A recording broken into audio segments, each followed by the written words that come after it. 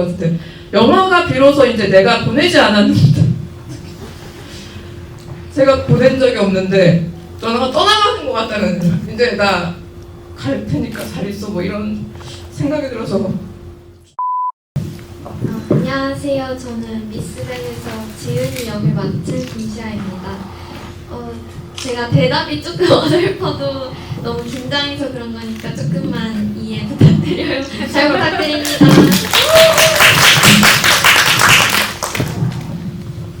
네, 안녕하세요. 저는 미스백의 각본과 연출을 맡은 이지원이라고 합니다. 네, 저희가 2018년 10월에 개봉을 해서 올해 4년 차, 18, 19, 20, 20, 5년 차네요. 5년 차 때 이렇게 부산에 다시 와서 이렇게 여러분들 만나게 돼서 너무 감격스럽습니다. 오늘 잘 부탁드립니다. 지금 마치 제가 북토크 사회자처럼 앞에 막 책을 써두고 있는데 질문하신 분들에게는 오늘 다 캐스트님께서 사인하신 책을 선물로 드릴 거고요. 당연하게도 미스벤 책입니다. 네. 이따가 관객 질문도 받을 테니 궁금하신 점 있으면 두 분에게 오랜만에 궁금하신 점들 질문해 주시기 바라겠고요. 아까 저희가 한지민 배우랑 김시아 배우랑 무대 인사 할 때는 두 분께 질문을 드렸는데 감독님이 또 오셨으니 감독님께만 일단 질문을 한번 드려볼게요. 아까 우리 대기실에서도 어떻게 이 영화가 그렇게 자발적으로 많은 관객들이 보셨을까, 어떻게 스백너가 생겼을까, 팬덤이 생겼을까, 너무 아직 생각해도 기쁘고 벅찬 일이다 이런 얘기를 잠깐 나누고 들어오기도 했는데 그 자발적으로 강남을 독려하고 서로 힘을 보태는 그 관객들의 움직임을 보면서 연출자로서 정말 많은 생각들을 하셨을 것 같아요. 그 스백너들에 대한 그때의 마음과 또 몇 년이 지난 지금의 마음은 또 어떠신지 얘기를 한번 들어볼까 봐요.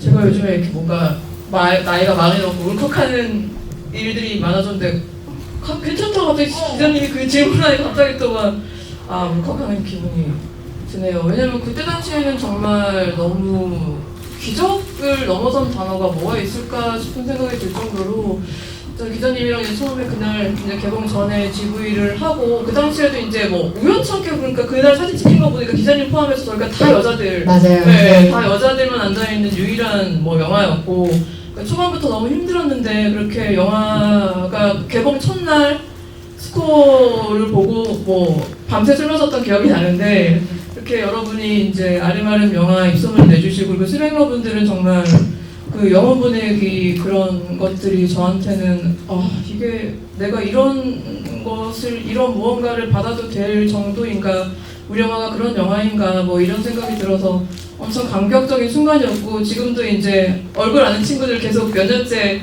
보는 친구들이 있는데 그 정도로 하나의 영화가 가진 힘이 우리에게 어떤 의미를 줄 수 있고 어느 정도 파장을 일으킬 수 있는지를 관객 여러분들 그리고 여기 계신 여러분들 오늘 만나뵌 여러분들까지 를 통해서 너무 많이 느끼고 있고 감사하게 생각하고 있고 제가 앞으로 살아서도 좋은 영화 꾸준히 많이 만들어야겠다 그런 생각을 가지게 되는 시간이었던 것 같습니다.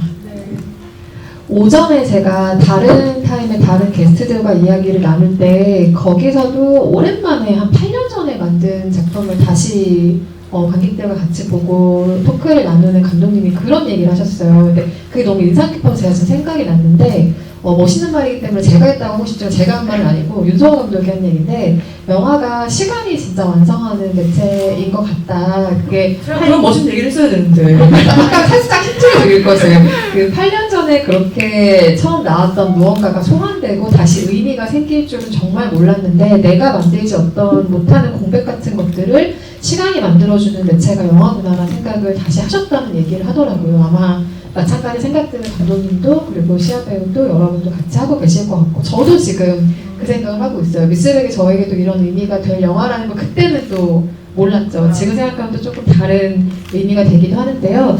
이렇게 좀 시간이 지나면서 예전에 했던 작업들을 돌이켜보면 그때는 몰랐지만 지금은 조금 더 잘 알게 되는 것들 그때는 보이지 않았지만 지금은 보이게 되는 것들이 있는 것 같아요. 아까 시아 배우가 무대 인사할 때 디테일이 더 보이더라 라는 이야기를 했잖아요. 근데 그 디테일을 우리가 들어보진 못했잖아요. 아까는 그죠? 다시 영화를 보고 지금 생각하면 이 영화의 어떤 부분들이 조금 잘 보이는 것 같으세요?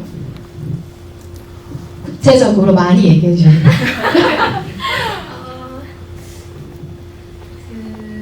이제 상아랑 지은이랑 같이 쪼그려 앉아 있는 씬이 있는데 그 씬에서 이제 상아가 담배를 피고 있고 이제 지은이가 그 동작을 따라하는 그런 장면이 있어요.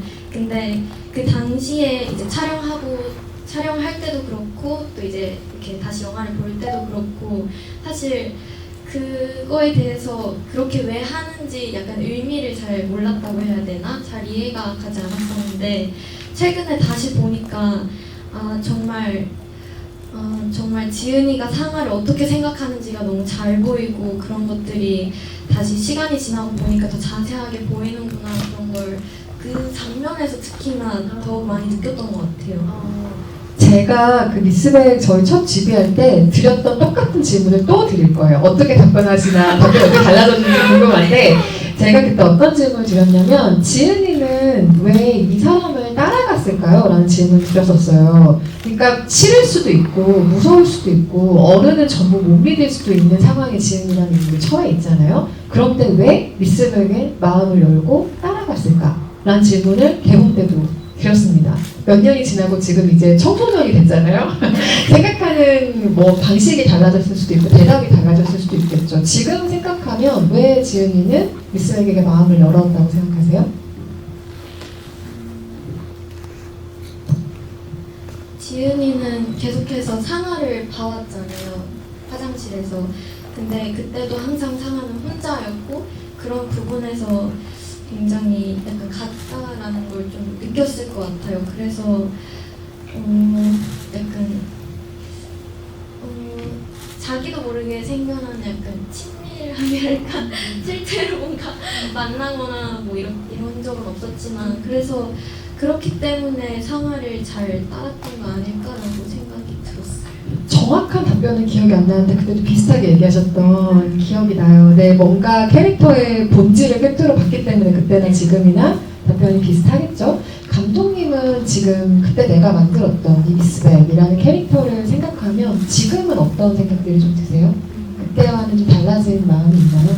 상아를 바라보는 마음이?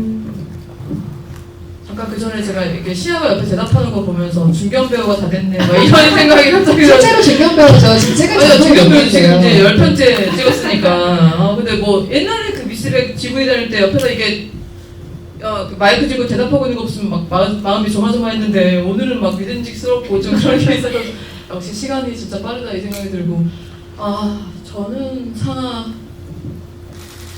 사실 제가 미스백 초반에 기획했을 당시에는 제가 제 자신을 상아에게 투영을 해서 이거를 쓰게 됐다 이런 얘기를 많이 했었는데 뭐 한지민과 제가 비슷하다는 건 절대 아니고요. 너무 전혀 다른 외모를 가지고 있고 그렇지만 어쨌든 그런 뭔가 제가 어쨌든 초반에 학대당하던 아이를 옆집에서 보고 내가 쟤를 데리고 어디라도 도망이라도 가고 싶다 뭐 이런 생각으로 처음에 이 영화를 썼었다고 쳐서 상아한테 그 영화 만들 당시에는 제 모든 것을 투영해서 영화를 만들었다고 치면은 지금 보면은 저한테는 되게 진짜 지금의 저라면 저렇게 할 수 있을까라는 생각이 있을 때 저는 못하겠다는 생각이 들고 어떻게 우리 그래서 우리 모두가 이 영화를 사랑하시는 분들이 어쩌면 돌아보면 내가 하지 못하는 행동을 해주고 저렇게까지 아이에게 손을 내밀어 주는 것이 우리가 바라는 모습이 아닌가? 그래서 어떻게 보면 시간이 지나도 약간의 현실적인가 약간의 판타지가 가미되는 캐릭터긴 하지만 우리 모두가 상아에게 동질감과 동시에 어떤 선망이라고 뭐라고 해야 될까요? 뭐 그런 감정을 느끼는 대상이 돼서 사람들이 오래 기억해 주시는 것 같다는 생각도 들고 저도 지금 생각하면 참 그들의 사랑과 상아의 어떤 마음이 대단하다고 느껴지는 면이 있는 캐릭터인 것 같아요. 저도 말씀하신 것처럼 그 상아를 바라보는 마음이 이런 식의 마음인 것 같아요. 그러니까 저에게는 없는 이상향 같은 모습이 있는 거죠. 그런데 그 이상향의 모습이 모두를 구원할 수 있을 것 같고 모두에게 안정감을 줄 수 있을 것 같은 영웅은 절대가 아닌 거예요. 이 사람도 부서질 것 같고 이 사람도 나쁜 면을 가지고 있고 옹호할 수 없는 어떤 면들을 가지고 있지만 그럼에도 나에게는 없는 무언가를 발휘하는 사람이라는 점에서 그 사람의 손을 한번 잡아주고 싶고 같이 가는 길 한번 끝까지 바라봐주고 싶고 하는 마음이 들게 하는 캐릭터라는 생각이 들어요. 두 함께 데뷔작이잖아요. 김시아 배우에게는 연기 데뷔작이기도 하고 이재원 감독에게는 장편 연출 데뷔작인데 그 데뷔작이라는 건 시간이 지날수록 어떤 느낌인지 궁금해요. 그러니까 이 영화에 대한 마음일 수도 있겠지만 데뷔작, 내가 처음으로 세상의 스크린 위로 내 이름을 알린 작품이라는 점에서는 또 어떤 마음이 드시나요? 시아 배우는 어때요? 이게 영화 데뷔작. 누군가 물어봤을 때 항상 미스백이 영화 데뷔작입니다 라고 얘기해야 하잖아요. 네. 일단 미스백이라는 작품이 제 데뷔작이라고 이렇게 말할 수 있어서 너무 정말 자랑스럽고 사실 정말 미스백이 마지막이다 생각하고 봤던 오디션이었어서 정말 간절했었는데 이렇게 같이 영화를 찍고 또 이렇게 몇 년이 지난 후에서도 계속 이렇게 지구에 할 수 있는 이런 작품을 만나게 되어서 정말 너무 큰 행운을 얻었다라고 생각하고 감독님께 너무 감사드립니다. 지금 그 시절을 돌아보면 너무 옛날이고 너무 어린 시절이긴 하지만 그 오디션이 왜 그때 마지막이라고 생각했던 시기인 것 같아요? 네, 제가 동생이 먼저 연기를 시작했어서 이제 동생이 하는 걸 보고 재밌어 보인다 해서 이제 저도 엄마한테 이제 저도 하고 싶어요 해가지고 이제 오디션을 보게 되었는데 계속 떨어졌었어요 이렇게. 그래서 엄마가 이거는 네 길이 아닌가 보다, 정말 이번이 마지막이라고 생각하고 딱 이것까지만 봐보자라고 하셨는데 정말 딱 돼가지고 정말 그때 너무 깜짝 놀랐어요. 아니 근데 이거 되게 대스타가 되는 사람들의 전형적인 스토리 아니에요? 뭐 오디션도 친구 따라 보러 갔는데 제가 됐어요 류의 얘기잖아요. 뭐 마지막이라고 생각했는데 뭐 됐어요 이런 얘기는 나중에 대스타가 더 됐을 때 얘기해도 얘기거리가 있는 에피소드네요. 근데 오디션 때 기억이 어떻게 남아있어요? 시아 배우에게는 너무 그 간절했던 오디션을 생각하면 어떤 것들이 좀 기억에 많이 남아있나요? 사실 너무 예전이라서 막 자세하게 기억이 잘 나진 않는데 너무 어린 시절이었으니까 네. 그죠? 그때 되게 몇 차까지 거의 4차 정도까지 오디션을 봤었는데 이제 마지막 오디션 때는 이제 오디션인 줄 알고 갔다가 감독님이 이제 합격 소식을 알려주시는 거예요. 그래서 그 전까지 정말 되게 간절하게 엄청 열심히 연습했거든요. 그래서 그 얘기 듣는데 되게 약간 너무 좋았어요. 이게 맞는 건가요? 너무 좋아서 좋은 티를 잘 못 냈을 것 같기도 하네요. 상상을 해보면 어때요? 네, 그때 되게 별로 티 안 안 좋아하는 것 냈죠. 같던데. 근데 진짜 엄청 좋았는데 이게 너무 좋고 믿기지가 않으니까 오히려 그게 잘 표현이 안 되는 것 같았어요. 감독님은 그 데뷔작에 대한 이야기를 하기 전에 김시아 배우의 오디션 기억을 또 어떻게 가지고 계신지도 궁금하네요.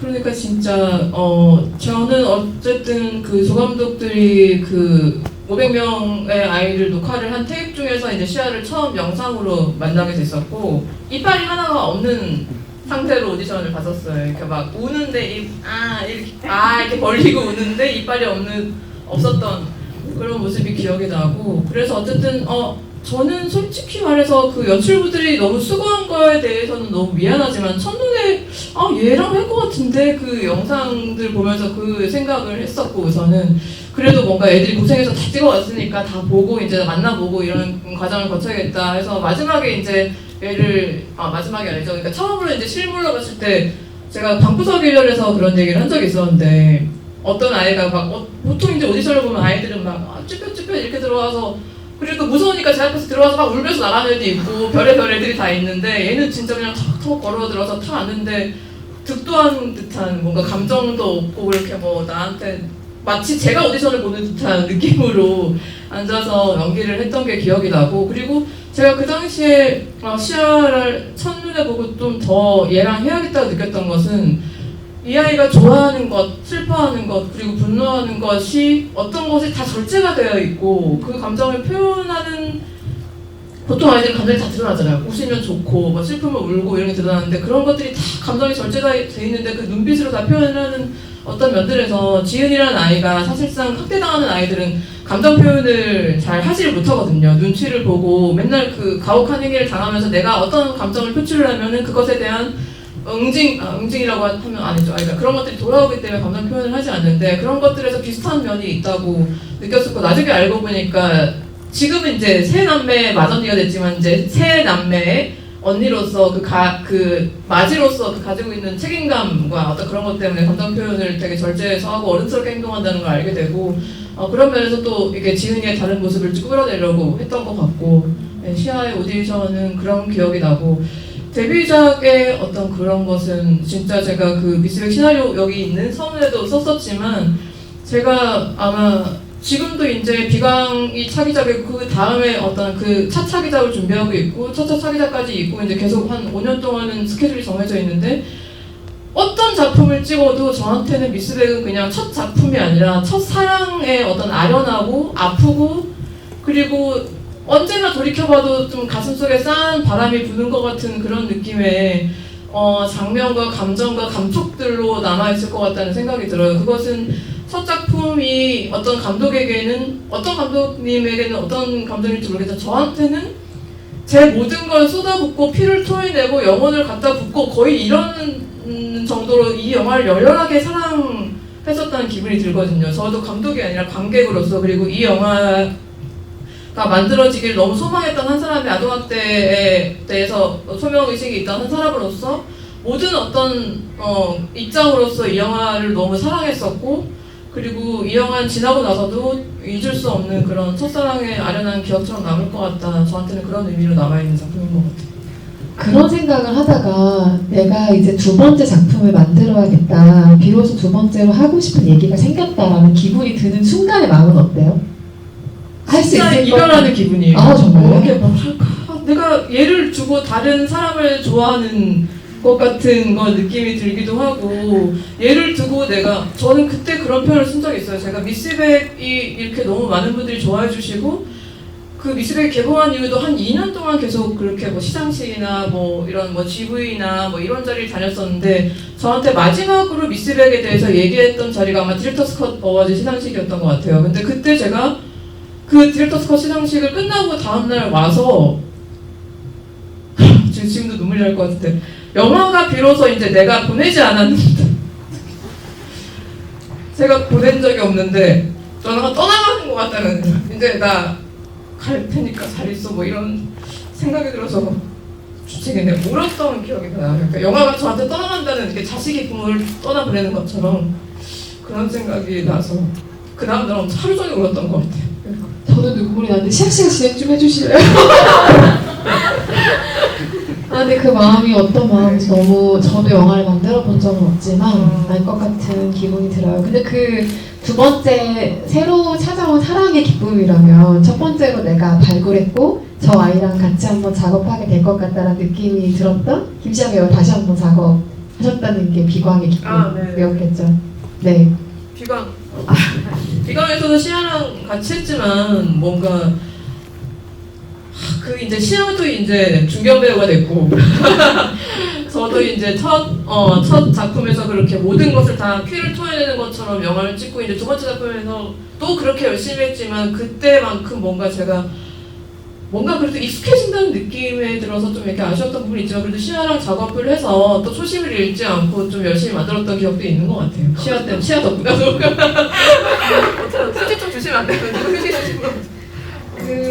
이 영화를 뭐 제가 만들지도 않았고 당연히 이 영화가 만들어지는데 뭐 정말 요만큼의 도움을 준 것도 없지만 이 영화가 처음 등장했을 때 반가움 그리고 그 업계 안에서 제가 느꼈던 어떤 갈증 같은 것들을 이 영화가 뚫어줬을 때 그 희열감 같은 것 그리고 어쨌든 여성연대에 대한 이야기를 하고 있다는 것을 만났을 때 그 짜릿한 느낌 같은 것들이 아직도 너무 기억에 저도 많이 남아있는데 그래서 저한테도 어떤 의미로 미스백은 되게 보내주고 싶지 않은 영화인 것 같아요. 그래서 그 마음으로 다들 오늘 너무 주책이다 웬일이야. 그 마음으로 자리하셨을 것 같은데요. 데뷔작이라는 의미로도 되게 특별한 작품이긴 하지만 이게 내가 하고 싶었던 그 이야기를 영화로 사회에 말걸기를 했다라는 측면에서도 굉장히 의미가 깊은 작품일 것 같은데 저희가 생각하는 미스백의 의미가 있죠. 근데 저는 기본적으로 이 영화를 되게 촘촘하지 않게 구성된 사회의 안전망이 모두에게 꼭 맞는 방식으로 가 닿을 수가 없거든요. 근데 그렇게 안전망에 닿을 수 없는 그늘이 생기는데 거기 아래에서 같은 상처를 알아보는 약자들이 연대한다라는 의미가 어쩌면 이 영화의 학대의 양상을 보여주는 훨씬 중요한 의미를 가지는 영화이기 때문에 이 영화를 애정하고 지지할 수밖에 없었다는 생각이 드는데요. 감독님은 지금 많은 뭐 아픔도 있고 생각해보면 나에게 이런 뭐 쓰라림과 싸함과 이런 말씀하신 것처럼 돌아보면 그런 것도 준 아픈 첫사랑이기도 하지만 내가 이런 이야기만큼은 좀 사회의 영화로서 말걸기를 하지 않았나 싶은 생각이 드는 게 어떤 게 있을까요? 사실 이제 뭐 미스백이 개봉을 하고 이렇게 많은 스백러라고 불러주시는 많은 영화를 사랑해주시는 분도 생겼지만 제가 제일 많이 들었던 이야기 중에 하나가 감독님 저 미스백 보고 아동 보호 기관에 뭐 이렇게 매달 뭐 후원금을 내게 됐다. 뭐 저 감독님 덕분에 뭐 아동학대 기관에 찾아가서 봉사활동도 했었다. 뭐 이런 식의 아동학대들 왜냐면 아동학대에서 구해졌다고 표현하는 것도 좀 그렇지만 아동학대에서 어쨌든 부모가 격리된 아이들이 그게 완전하게 지금 미스백에서는 이제 영화에서 보면 지은이가 되게 상처를 완전히 벗어난 것처럼 이렇게 아름답게 포장이 돼 있지만 사실 아동학대에서 벗어난 친구들이 그 아동학대 벗어나고서도 그 트라우마에 시달려서 일상생활을 제대로 하지 못하는 아이들도 많거든요. 그래서 그런 아이들을 돌봐주면서 이제 다가가서 케어를 해주고 이런 활동을 하고 저한테 후기를 전하시는 분들도 계셨고 그래서 제가 사실상 되게 막연하게 이 영화를 만들면서 그런 아동학대의 실태에 대해서 다시 돌아보자라고 목소리만 높여서 이게 어디까지 그 목소리가 가닿을까라고 생각했던 막연했던 부분들이 그분들의 얘기를 듣고 제가 그래도 뭔가 이 영화를 그렇게 힘들게 어렵게 만들어내고서도 그런 어떤 보람이 있구나 그런 걸 많이 느꼈었던 것 같아요.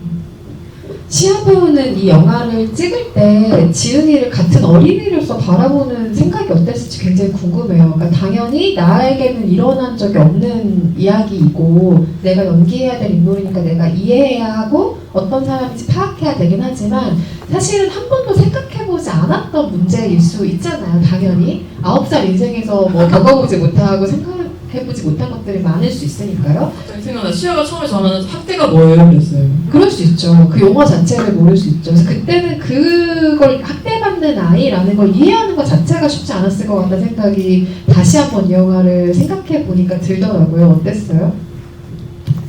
말씀하신 대로 그 당시엔 사실 전혀 몰랐어요. 그래서 그 사실을 이제 알게 되었을 때 정말 충격을 많이 받았고 이 영화를 찍음으로써 이런 지은이 같은 아이들이 조금이라도 더 사람들이 관심을 가져주고 한다면 더 이렇게 없어지지 않을까라는 생각으로 그렇게 생각을 했었던 것 같아요. 처음엔 진짜 너무 그런 아이들이 있다는 것을 너무 정말 너무 충격을 받았어서 그때 진짜 그런 영상도 많이 찾아보고 되게 노력을 많이 했었던 것 같아요. 당연히 감정적으로 그 캐릭터에 밀착하기 위한 많은 준비 과정들은 당연히 거치셨을 거예요. 그렇게 나온 연기이겠지만 한편으로는 이걸 약간 액션 영화 찍는 기분 같은 걸로 찍지 않았을까? 이런 생각도 들어요. 그러니까 그때 제가 배수구 이렇게 타고 내려오고 막 이런 걸 찍을 때 처음 영화를 볼 때 그게 너무너무 조마조마한 느낌이고 막 맨발로 어딘가를 뛰어가고 막 숨어야 되고 이럴 때는 현장에 저걸 어떻게 촬영했을까 싶을 정도로 관객들의 걱정을 사는 장면이기도 했을 텐데 이런 상황들을 종합적으로 생각하면서 나중에 지금 돌이켜보면 시아배우는 어쩌면 찍는 게 재미있었을 수도 있겠다. 그 당시에는 그런 생각도 들기는 해요. 어땠어요? 사실 처음에는 이제 이런 영화를 찍는 것에 대해 아예 몰랐으니까 정말 내가 맞아야 되는 건가? 너무 무섭다. 네, 그런 생각도 했었는데 이제 막상 현장에 가니까 그냥 액션만 취하는 거고 이제 서로 연기로 합을 맞추는 거니까 그런 것도 그때 당시엔 굉장히 새로운 경험이었던 것 같아요. 두 분은 혹시 미스백과 지은을 제외하고서 여기 나오는 많은 인물들 중에 뭐 장섭도 있고 장섭의 누나도 있고 미경도 있고 뭐 백수장 배우가 연기한 그 무서운 아직도 정말 쳐 때리고 싶은 그 아빠도 있고 그런데 근데 어쨌든 그 많은 캐릭터들 중에서 지금 생각하면 그래도 그때보다 내가 이해가 좀 그래도 되는 것 같아 싶은 캐릭터가 혹시 또 있으세요? 사실 이제 그때는 오히려 주미경의 악역, 어떻게 보면 안타고니스트 중에 한 명이죠. 그러니까 주미경에게 서사를 부여한 것이 아닌가 뭐 이런 의견도 있었는데, 사실상 제가 주미경과 백수장 역할은 모든 것이 다 사실 실제 사건의 실제 캐릭터에 근거하고 있는 캐릭터들이었기 때문에, 제가 그 당시에 조사를 하면서도 놀랐다고 말씀드렸던 부분 중에 하나가, 어쨌든 아동학대는 무조건 대물림 되는 것이고, 그들 역시 어렸을 때 누군가에게는 피해를 당하고, 그렇게 어떤 착취와 피해와 그런 트라우마 속에서 다시 또 다른 약자가 그걸 풀고, 그것이 또 다시 대물림이 되고, 뭐 이런 것들에 있어서 좀 큰 문제의식을 담고 싶어서 그런 캐릭터를 썼다, 그런 얘기도 했었는데, 그렇다고 제가 주미경이 이해가 된다는 건 아니고요. 뭐 그런 생각이 나고, 어떻게 해서 지금 또 이제 김선영 배우랑 제가 또 비강을 같이 했는데, 김선영 배우와 얘기를 하는 데 있어서, 김선영 배우가 그때 제가 좀 김선영 배우한테 연기를 할 때 좀 공간을 많이 열어줬던 이유가, 어쨌든 간에 우리가 이유진 배우가 맡은 장석과 김선영 배우가 맡은 후남이라는 캐릭터는 우리 영화가 너무 빡빡하고 힘든 거기 때문에 숨구멍을 만들어줘야 된다, 뭐 그런 의미로 만들었던 캐릭터인데, 김선영이 거기서 니 초탕구 봤나? 뭐 이런 대사들에서 우리가 너무 좀 또 다른 예상치 못했던 따스함을 느낄 수 있었고, 아이한테 필요한 건 정말 그래 이런 가정이 아닌가, 뭐 이런 그 범위로까지 이렇게 제가 쓴 시나리오에서 그런 어떤 애드립으로 넓혀주셨거든요, 그 공간을. 그래서 김선영 배우가 그때 참 대단하다는 생각이 들었고, 어떤 그런 후나미 캐릭터를 통해서 미스백을 좀 더 사랑해주시는 분들이 많이 계시게 되는 계기가 되지 않았나, 그런 생각도 지금은 들기도 해요. 아직도 그 강렬한 메이크업은 정말 잊을 수가 없죠. 네. 김치아 배우는 지금 언급했던 다른 캐릭터들 중에서 그때는 정말 이해가 안 됐는데, 지금은 그래도 좀 이해가 그때보다 되는 것 같으신 캐릭터가 있어요? 전 아빠가 그때 당시에는 정말 이해가 하나도 안 됐어요. 도대체 왜 그런 자기 친딸한테 그런 행동을 하는지 전혀 이해가 안 가는데, 그래도 지금은 그래도 뭔가 좀 알 것 같긴 한데, 그렇다고 절대 네. 뭘 알 것 같죠? 네? 아까 감독님 말하셨던 것처럼 이렇게 약간 대물림 그런 것들. 그렇죠.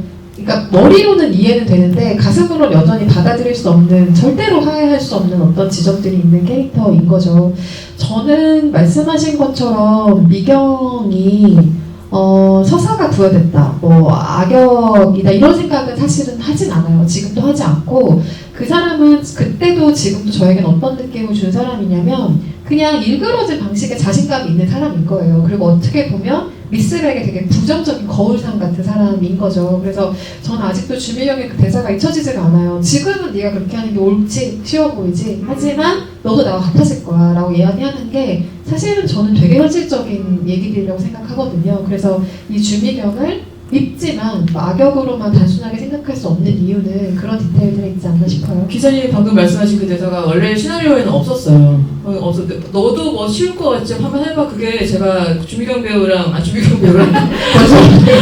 또 이렇게 건소연은 주미경이라고 자꾸 또 그게 어울려요. 뭔가 주미경 같은 느낌이 있어요. 이름이 마치 없는 것 같이 원래 주미경이었던 것처럼. 그러니까 그 배우랑 얘기를 하다가, 제가 원래는 되게 그러니까 뭐랄까 뻔하게 그 상황에서 나올 수 있는 대사였는데, 제가 어쩌면 진짜 모두가 생각할 수 있고, 왜냐면 나도 만약에 그 아이를 데리고 도망친다고 하면은 어쨌든 이 아이를 너무 나를 보는 것 같고, 이 아이에 대한 연민과 어떤 그런 정의감으로 이 애를 데리고 도망쳤지만, 나중에 이것이 현실이 되고 삶이 됐을 때 과연 나는 이 아이를 그렇게까지 맹목적으로 사랑해주고 이 아이에게 뭔가를 해를 가하지 않을 수 있을까? 라는 자신감이 없을 수도 있다는 생각이 들어서, 그때 엄청난 상의 끝에 주미경 배우한테 권호연한테 그런 대사를 줬던 것 같아요.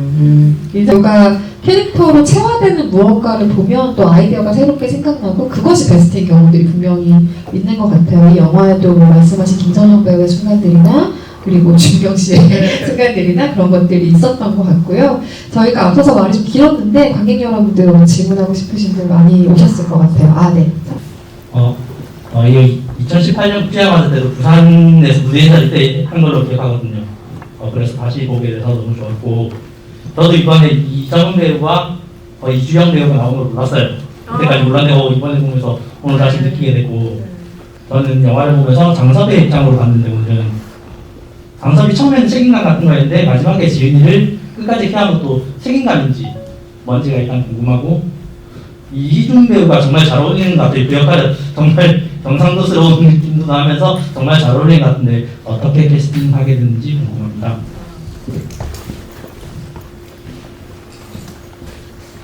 이희준 배우는 제가 책을 쓰고 한지민 배우가 캐스팅 되기 전부터 호감이 있었던 배우였고, 그리고 제가 어쨌든 모든 작품에 나오는 모든 캐릭터의 감독들이 시나리오 쓰는 감독들은 자신을 투영하게 나름인데 제가 부산 사람이거든요.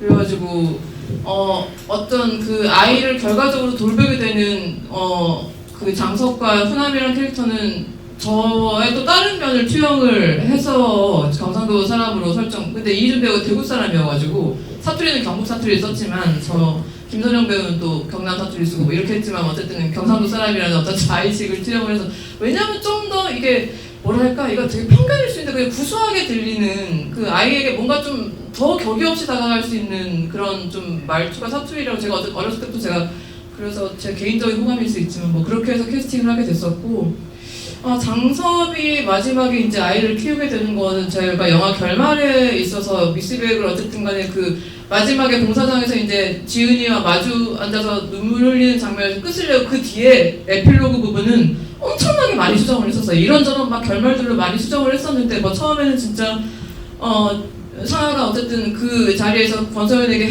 주미경에게 해를 가했기 때문에 전과자의 신분에서 더더군다나 범죄자가 돼서 아이를 데리고 어떻게 할 수 없으니까 도망가서 배 타고 어디로 가는 뭐 이런 결말도 썼었고, 결국은 그냥 그 교도소에 들어가서 다시는 지은이를 보지 않고 너 이제 나한테 다가서지 마 이러고 갔으니까 아예 따로 진행이 될 결말도 생각을 해봤었는데, 어쨌든 뭐랄까 그 결과적으로 관객분들에게 이 아동학대에 대한 메시지를 심어드리고 이 관객분들이 좋은 영화 기억을 가지고 그 극장을 나가야지 결과적으로는 현실에서도 아동학대에 좀 더 따뜻한 시선을 보내드릴 것 같아서 되게 따뜻하게 우리가 모두가 이 품을 수 있는 엔딩이 무엇일까라고 생각했을 때 가장 아이가 안전한 곳이 누구일까라고 생각했을 때 그 장훈암과 장섭애라고 생각을 했었어요. 그들이 보호하는 것이 상아가 보호한 것보다 어떻게 보면 더 안전한 장치일 것 같다는 생각이 들어서 그렇게 결말을 좀 맺었던 것 같습니다.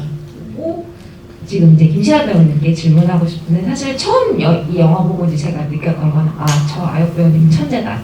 그리고 두 번째로는 사실 관객의 쓸데없는 오지랖일 수도 있지만 저 아역 배우님 괜찮나라는 생각이 먼저 들었었거든요. 왜냐면 이제 지금도 이 영화를 제가 한 10번 넘게 보면서 볼 때마다 이제 느끼는 거는 볼 때마다 깜짝깜짝 놀라게 되는 그런 장면들이 있잖아요. 그래서 사실 물론 지금 GV를 이제 GV 하시는 걸 보니까 제가 이런 걱정은 좀 쓸데없는 오지랖이 아니었나 싶기도 하지만, 그럼에도 불구하고 영화라는 그 현실 안에서는 이게 무서울 수도 있고 또 공포스러울 수도 있는 부분이 있지 않아 싶어서 그 영화 찍으실 때 주변에서 잘 해주셨겠지만 그래도 굉장히 이제 이질적으로 본인한테 무섭게 다가오는 순간이 있을 수도 있으니 그런 순간은 없지 않았나, 그런 거를 좀 여쭤보고 싶고, 아까 기자님 얘기에도 이제 있었지만 그 당시 9살 때 김시아 배우님께 이 미스백이 어떤 영화였는지, 그리고 지금 어땠는지, 그리고 사실 10년 후에도 다시 여쭤보고 싶지만 이 영화가 과연 어떤 영화일지 한번 그거에 대해서도 대답을 들어보고 싶습니다.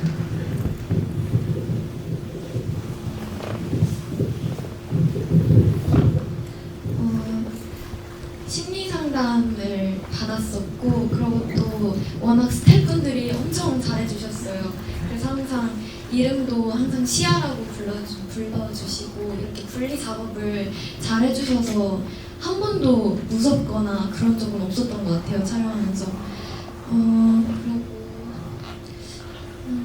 처음 이제 미스백을 딱 찍었을 때는 그냥 정말 선물 같은 작품이다라고 생각을 했었던 것 같아요, 그 당시에는. 근데 지금 다시 생각해보면 그때는 선물이 한 요 정도였어요. 지금은 요 정도. 네, 그런 작품이라고 네, 생각합니다. 그러면 나중에 10년 뒤에 더 큰 네. 뭔가 이곳과 체험 만난 선물로 될까요? 네, 음. 네, 그럴 것 같아요. 그건 10년 뒤에 저희가 다시 한번 물어보죠. 네, 꼭 그때 대답해 주시기 바라겠고요. 지금 혹시 질문 두 가지. 네. 그 첫 번째는 진짜 사소한 장면인데 그림자 앞에 시아 배우가 기다리고 있을 때, 그 지은이 기다리고 있을 때 막 그 싸움을 수습하러 간 그때 구석에 어떤 남자가 슬쩍 지나가요. 근데 그게 저는 여러 번 봤어요. 그걸 보면서 무관심하게 그냥 주변에 항상 사람들이 있다는 걸 표현했는지 아니면 그냥 누가 그냥 찍힌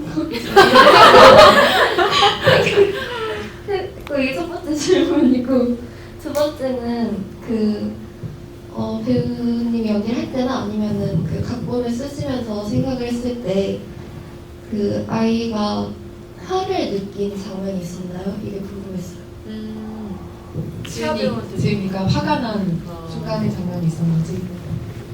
제가 좀 더 낯짝이 두꺼워서 거장 감독이었으면 의도한 것입니다. 뭐 이렇게 했을 것 같은데 저희가 진짜 너무 열악하게 찍었어가지고 그 당시에 진짜 너무 적은 예산에 빨리빨리 찍어야 되고 그때 또 해가 지고 있어가지고 사실 그 남자가 지나가는 걸 봤었는데 거절하지 못했습니다.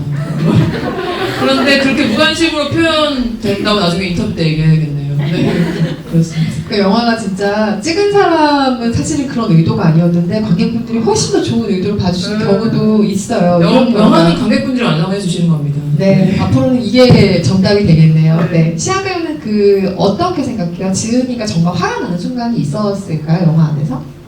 화를 표출하는 장면이 있었을까요?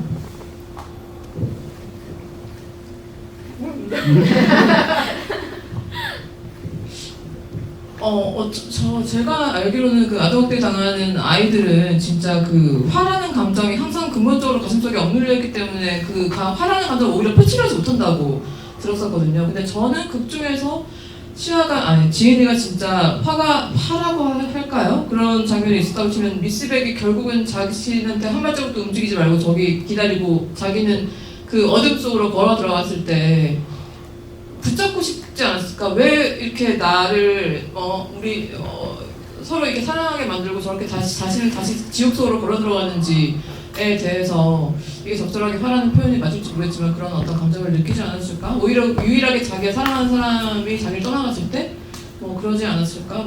라는 생각이 듭니다.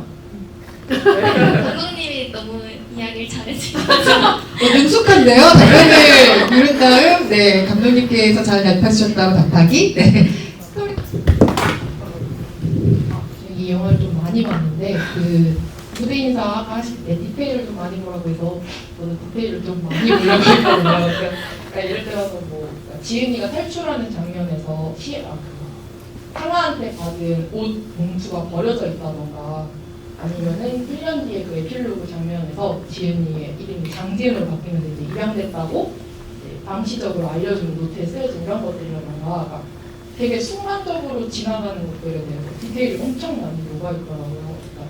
감독님께서 혹시 연출했는데 우리가 좀 봐줬으면 싶었던 디테일한 장면이 있는지, 그리고 또 편집 과정이 되게 많이 됐다고 했잖아요. 근데 거기서 혹시라도 마지막까지 이건 좀 최대한 편집하고 싶지 않았는데 하면서 이제 최대한 이제 망설였던 장면이 있는지 그런 것들이 좀 궁금하고, 시아 배우님한테는 이게 그 숨소리가 되게 엄청 명품처럼 나오잖아요.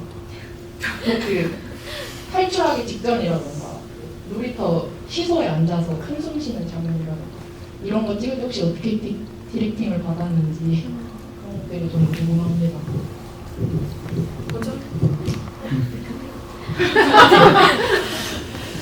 다 읽어주셨는데 이렇게 장지은 이런 거 다 벌어져 있는 옷봉투 이런 거 다 의도한 것이었고, 상아가 버려진 옷봉투를 보고 갔을 때 어떤 감정이었을까가 저는 그게 진짜 가슴이 아프더라고요. 그런데 그걸 보고도 외면하고 갈 수밖에 없는 현실 같은 것을 좀 그런 옷봉투를 통해서 표현하고 싶었는데 그걸 되게 다양한 앵글에서 찍었는데 그 장면 한 컷밖에 못 써가지고 그것 좀 아쉬웠고, 그 디테일들이 지금 너무 오래돼서 기억이 안 나는데 뭐 저번에 스백러지구에서 말씀드렸던 것처럼 목도리가 풀려가는 이렇게 부르고 갔던 목도리가 달려갈 때 막 풀려지는 그런 것들도 의도했던 것이었고 뭐가 있을까요? 그게 진짜 이제 기억이 잘 안 나네요. 네, 그리고 뭐 하나 더 편집 과정. 그래서 제가 진짜 자르기 싫었던 것은 디렉터스 컷 버전으로 이렇게 예고편처럼 롯데시네마에서 그 지하철 타고 가면서 그런 장면을 표현했던 그런 감정을 표현했던 것이었는데 상아가 막상 지은이를 데리고 거기서 탈출해서 도망갔지만 어디로 가야 될지 모르겠는 막막함과 더 이상 이제 우리가 여기서 뭘 해야 될까 이런 생각을 하는 것을 지하철 타고 가면서 덜컹거리는 지하철에서 상아는 이러고 있고 지은이는 지하철 태어나서 처음 타본 거예요. 그래서 두리번거리는 장면이 이제 미스백 디렉터스 컷 버전 치면 네이버에 치면 그 동영상이 나오는데 그 영상으로 표현을 하고자 했었고 제일 아쉬웠던 것은 편집 잘려나가지는 않지만 편집 순서가 뒤바뀐 컷이 있었는데 지은이가 막 주미경한테 샤워기를 맞고 물 뿌려진 채로 불 닦고 탁 나가면은 딱 다시 문이 열리면서 미스백이 들어와가지고 거기서 이제 거울을 보고 이런 장면이 있었는데 그 순서가 원래는 그렇게 붙어 있었는데 어쨌든 외부의 압력으로 편집이 갈라지게 되면서 뭐 그런 식으로 좀 의도가 되게 분리된 장면도 있었고요. 뭐 그런 것들이 기억이 납니다. 그 숨소리 디렉팅은 사실 너무 예전이라 막 자세하게 기억이 나진 않는데 그거 사실상 다 이제 후반 작업에서 땄었어요. 후시녹음 때 제가 제일 많이 따는 게 숨소리였죠. 한진한테 계속 이 화려하고 시한테도 계속 그렇게 했고 제가 숨소리로 많이 표현을 하려고 했던 것 같아요. 어떤 디테일들이나 얘들의 감정이나 어떤 이런 것들을 숨소리를 표현해서 시아가 숨소리도 한 100개 넘게 여러 가지 버전으로 막 땄던 것 같고 그랬던 진짜 거. 많이 있었던 것 같아요. 숨 마시다 갔고. 이후에 ADR에서 숨소리 그렇게 따본 적 있어요? 다른 작품 찍을 때? 고요의 바다 때 대사가 없으니까 그쵸. 네, 숨소리만 계속 나면 인류의 희망이자 숨소리죠. 그렇구나. 네. 다음 질문도 신속하게 받아볼 텐데요. 시간 관계상 마지막 질문이 될 것 같습니다. 시아 배우님이 한 분 지목해 주셔야 저희가 끝낼 수 있어요. 네. 어떤 분 질문 받아볼까요?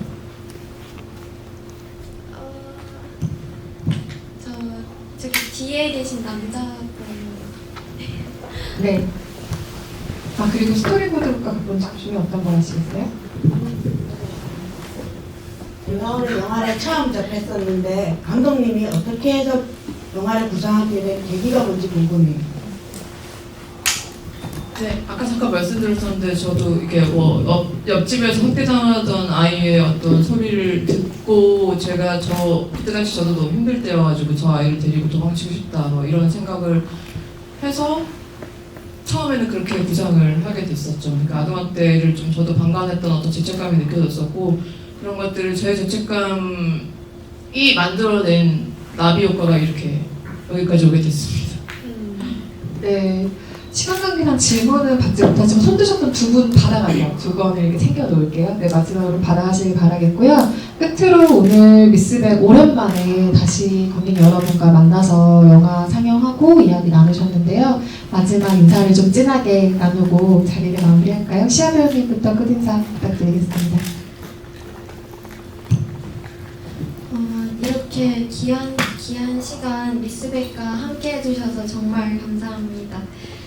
사실 너무 오랜만에 이렇게 관객분들이랑 함께하는 자리여서 긴장을 많이 해가지고 좀 잘했는지 잘 모르겠지만 이렇게 함께할 수 있어서 너무 저한테 뜻깊었던 시간이었던 것 같아요. 정말 감사드립니다. 네, 우선 오늘 이렇게 미스백을 기획해주신 관객 프로그래머님께 너무 감사드리고요. 사실 오늘 되게 좀 오랜만에 하는 미스백 관객과의 대화인데 좀 덤덤하게 왔던 건 사실이에요. 이게 진짜 매너리즘이라고 할까요? 그런데 예상치 못하게 울어버리는 시간까지 되는 어쨌든 미스백은 정말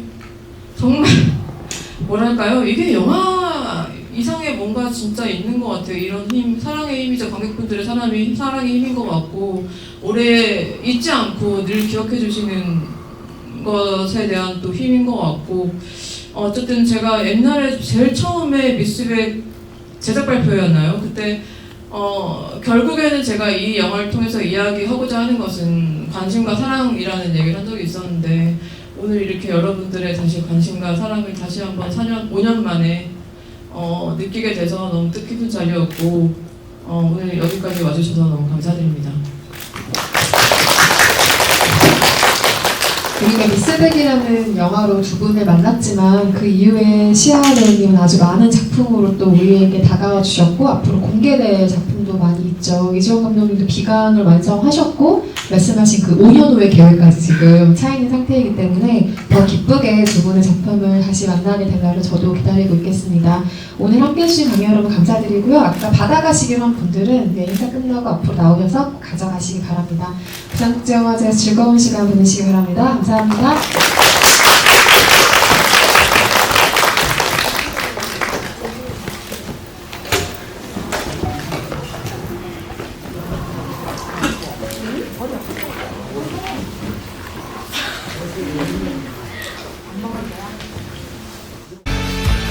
대신